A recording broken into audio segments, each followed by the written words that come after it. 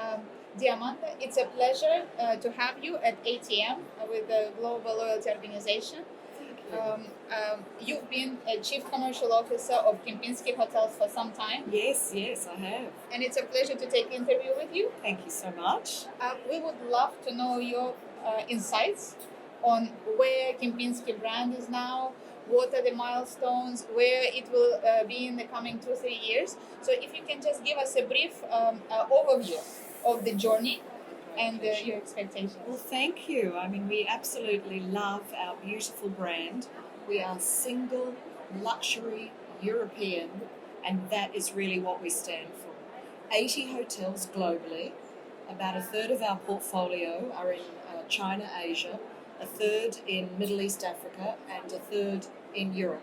Truly global. Yes. Okay. We started 126 years ago, and it is a true and authentic heritage with Bertold Kempinski, who started in Berlin. So we talk about being great hospitality providers and really caring about our guest. Everything we do is central to who the guest is and what they want from us. A very bespoke approach. Brilliant. Obviously, 2023 was a fantastic year for the industry. Yes. Some call it recovery, revenge travel. Right. Yes, we saw that. We did. Throughout 2022, we really saw that business climb back. We were so excited about the growth in average rates. I think guests realised that to spend the right amount of money for that right amount of service and to know that they were going to be looked after such a long time of not travelling, it really worked for us, and we were so very privileged to have them trust Kempinski. 23, it's changing. We're seeing corporate travel return. We're seeing corporate travellers really want to do leisure travel. And what I mean by that is leisure and corporate together. Nobody seems to be just doing business or just on holiday. You just coined the new term, pleasure. Yes, that's really good. And as long as we're listening to our guests, this is what we must do to ensure that we're delivering on exactly what they want. Brilliant. 2024 will bring some uncertainties. Yes. What do you expect? Do you expect still a bit of pent-up demand to continue? Or do you think some of the worries about the inflation, the economic slowdown possibly in US can affect us? I think we need to be cautious, and I think we need to read the signs of what the economy is doing and what certain key markets are doing about outbound travel. It's no secret that most of us luxury hoteliers rely on the American traveller and, of course, the Middle East traveller. So we want them to be returning to our hotels.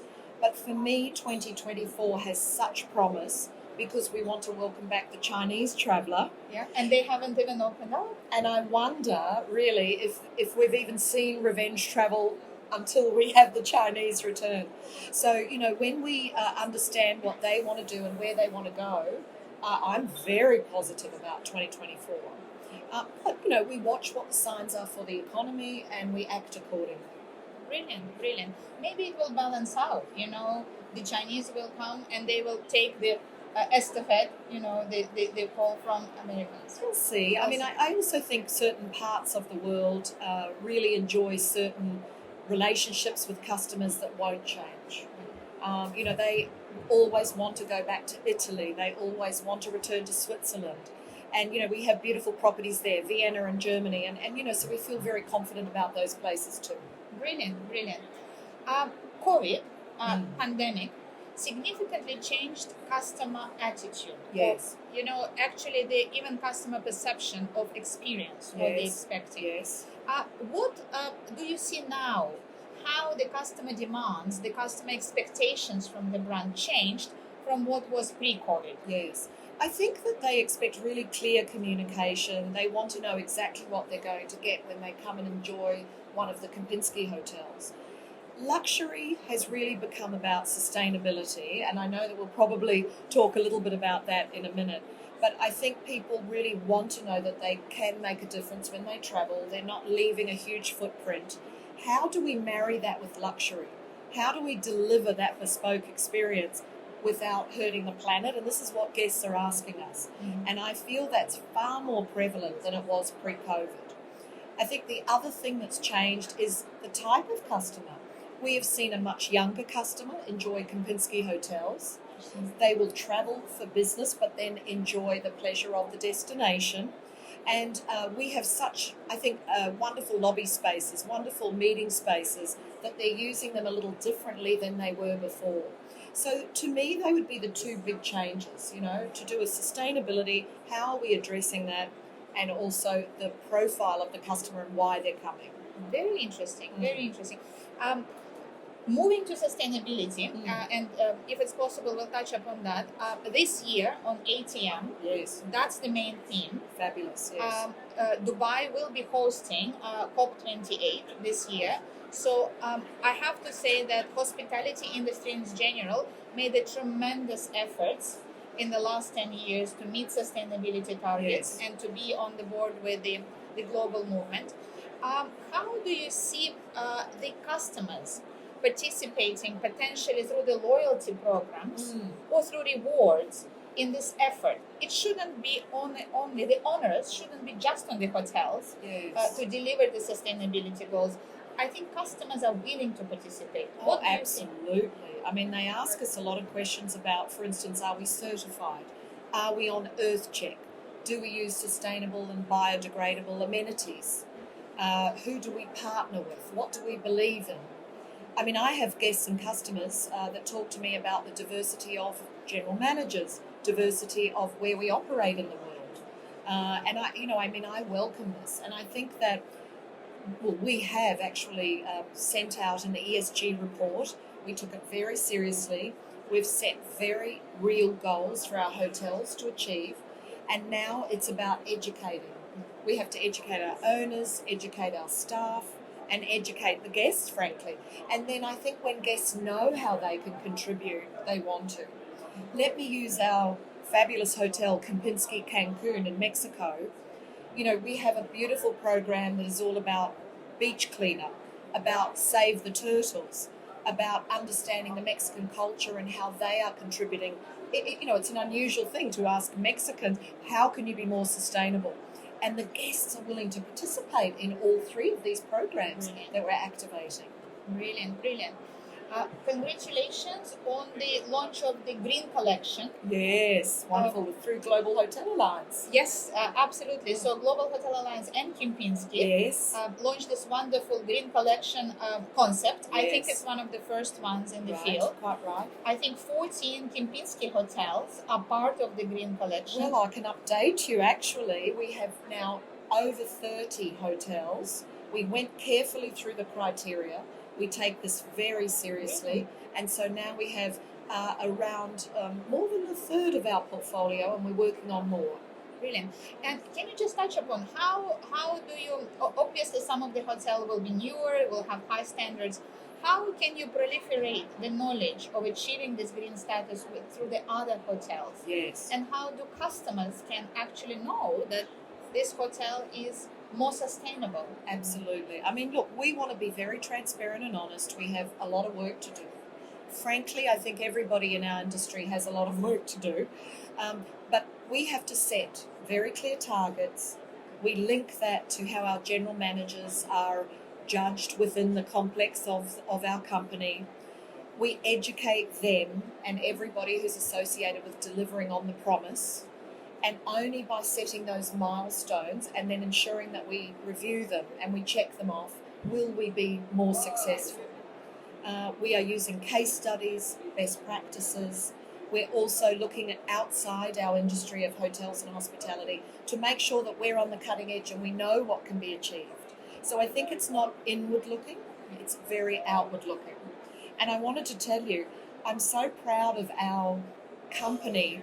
We have a passionate head of our legal team who said, I am so very serious about this topic. I want to be the champion of sustainability within our company. And I don't know too many companies in the hotel world that could say their legal team and their head lawyer, chief counsel, is heading up the championship of sustainability. So it's a bit of a funny one, but I think it's very nice to hear that. It's great that the wide team is on board. Yes, with the and effort. there has to be passion around it, you know. I mean, we can force people, but that won't be the same as if they really understand why we're doing it, and then we set the milestones and they want to do it. Brilliant, brilliant. Amanda, you're not only the Chief Customer Experience Officer, but you're also Chief Commercial Yes, Officer. so So try to be commercial. with this recent sustainability push, and it will be continuing definitely for the decades to come. How do you solve the dilemma of greater sustainability efforts, which definitely have additional costs, Yes. and keeping profitability, Yes. keeping the operation commercially sound? Right. How do you think it's possible to marry sustainability and profitability? You know, I think that's really a big question, very complicated question, but I think it is possible. I mean, I think we have to continually challenge ourselves to do things differently.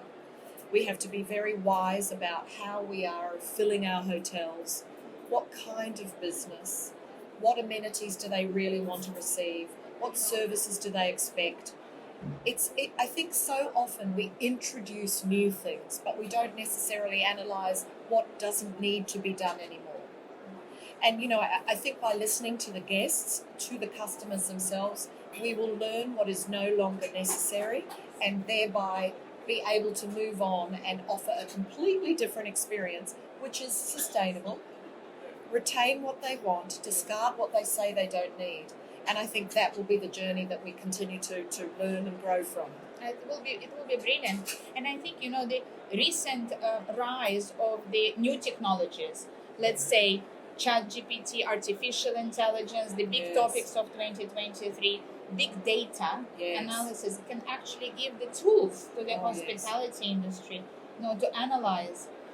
It would be interesting to see whether more sustainable guests can receive more rewards. Yes, You why know. not? Yes, if I they think I'm going to take that idea actually. so. But, So how do you think? Do you think this big data, it will be a tool for you, or it will be a little bit more of an obstacle, with consumer? oh no, gosh, we really love data. We love to learn about our guests. We're very compliant with GDPR. We have to say that. I mean, it's a huge topic. And I also want to say that as a shareholder and founding member of Global Hotel Alliance, we very much partner with the Alliance to understand the trends and use the data wisely and appropriately.